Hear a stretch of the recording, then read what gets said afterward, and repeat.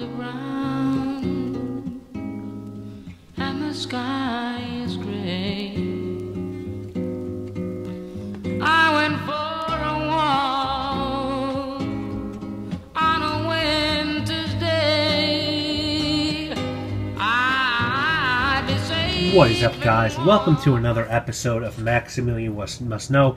We've got a really interesting, very limited edition fragrance today to take a look at from the house of Juniper Ridge. And the way that I found out about this house is when Lucky Scent picked them up, I took a look and was really interested by the story and aesthetic. So I actually wrote them an email. They wrote back to me. Some time passed, and then Dave at Fragrance Bros did a video on this house. He enjoyed their fragrances, found them to be very unique.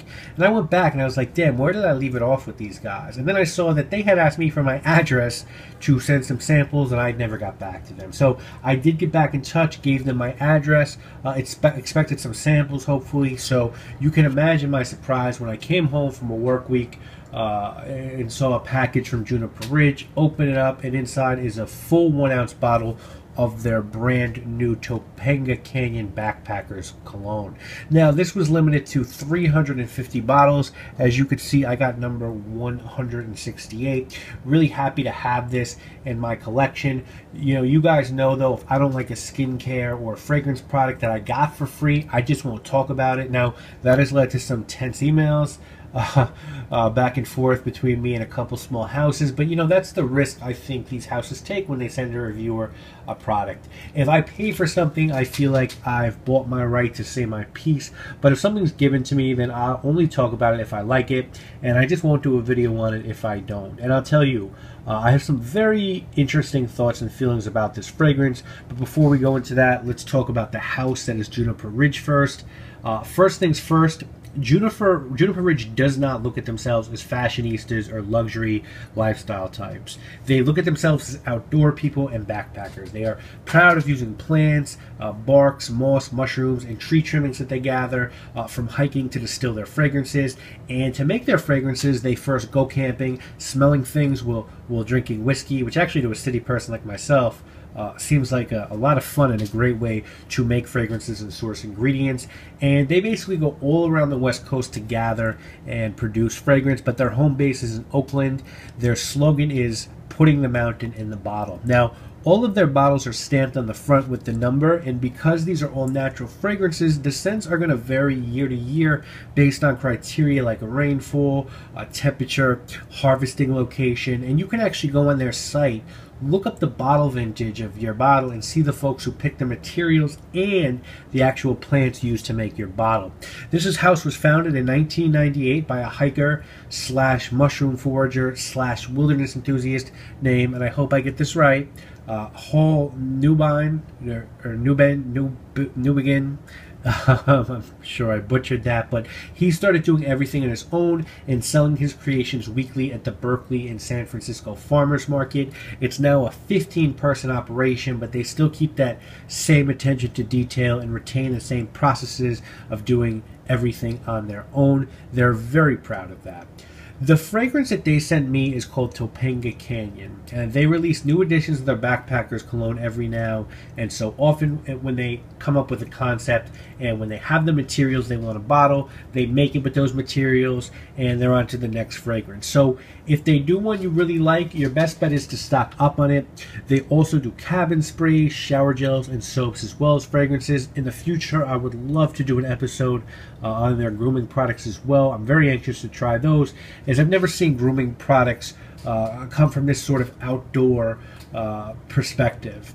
This one, Topanga Canyon Backpackers Cologne, retails for $65 for the 30 ml bottle. You can purchase it from Lucky Scent, and it was released this year, 2014. And your notes on this guy are going to be endless wildflower metals, wild lilac nectar, springtime sage, rain-wet oaks, and creek-carved mountain swimming holes. Now, as far as your presentation, very simple. Topanga Canyon, green earth rising, batch number there, Backpackers Cologne, some information on the back. It comes with a little booklet that says interact with nature, that talks a little bit about the fragrance, the organic or the natural ingredients, you know, just a little bit more information. And then what you need to do when you wear this is you need to apply a little bit in your hand and then use as you like. They suggest, rubbing your hands together at that point and, either putting it on your neck or your jeans, which it will last on clothing longer. So there's your presentation. It's very simple, but I also think it's very, very nice. I really like this. And what you're going to get out of this is something so authentically outdoors. They're not trying to bottle a fragrance at Juniper Ridge. They're attempting to bottle a place. And this smells like being deep outside of the forest in the middle of summer with all the fragrances and sounds are extra pungent. And to me, this smells like being maybe 20 or 30 yards out from a campfire. You've got some real smokiness, but then you've also got plants and woods, and far and away, front and center when it comes to this is that sage. And the sage is unmistakable. It took me a good while to name the herb before I read the note breakdown, but eventually I did deduce the sage, and man, does this sage kick in full effect. This is some Jackie Chan kicking shit with the sage here.